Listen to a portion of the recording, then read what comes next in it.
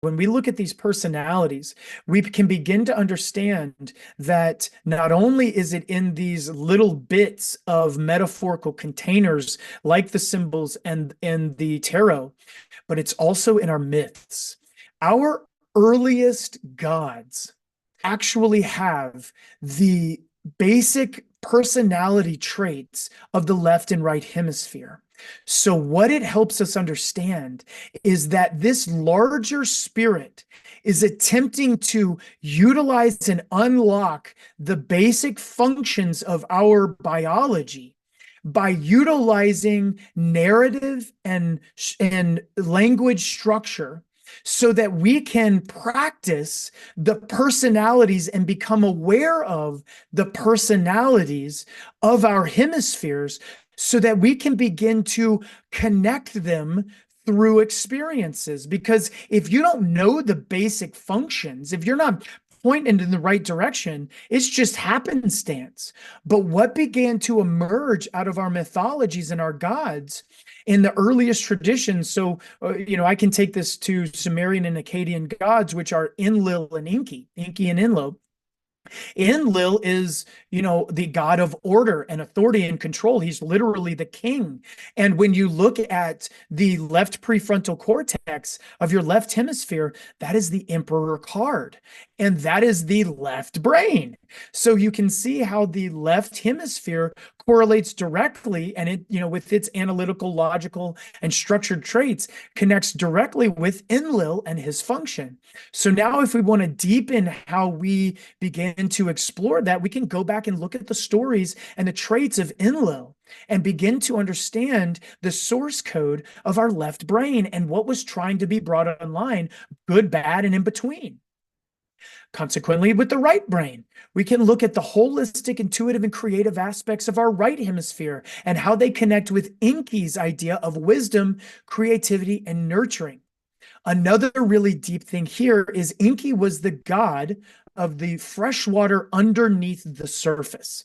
And why that's important is when we go back to that memory, remember, memory runs from the front to back. So it creates, imagine a pool or imagine a lake, and underneath there would be the depths or the water, right? And so underneath down here would be the depths of the subconscious, the water down here. And Enki would be the fresh water. It would be the idea of, the nourishing water, not the salt water. Enlil and what ultimately became the storm gods and Neptune and Poseidon, that's what Enlil became. And when you look at the ancient symbol of hay, it's a man with hands raised, so it looks just like a trident. This idea of the left hemisphere, that was salt water. And salt is really good because salt increases energy output. So when in cooking, when we're cooking with water, we are cooking food, we'll put salt in the water so that the temperature can actually get hotter and more energy can be conserved. Water or ice is also helped and sustained from melting when we put salt on it. So salt has this preserving factor and an increasing of energy output factor, which is really great for the left hemisphere and the personality self.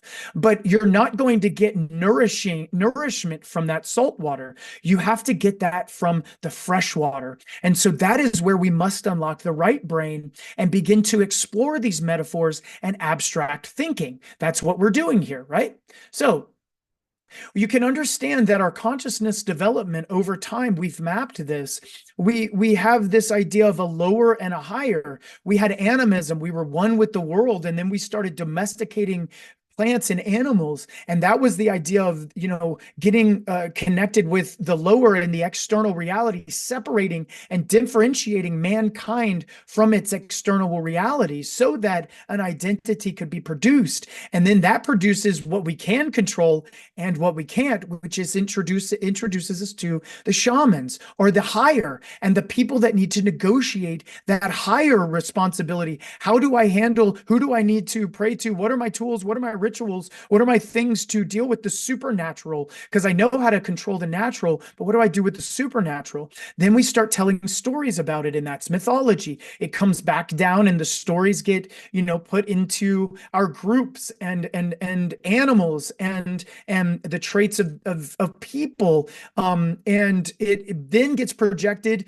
to begin to be explored through polytheism. And that's where this idea of the gods, because maybe I didn't like that guy and his what he did, but if it's a god and I gotta worship it, then I sure as heck am going to, practice those traits, which again are unlocking the abilities of our biology to function in higher and higher ways, because by practicing those traits or have experiencing with those traits, it progresses those experiences to new and differing things, and also brings it into context and contrast with other experiences. And now we have the ideas of values and norms. What do I like over what I don't like? Remember, all of these things are just neural connections.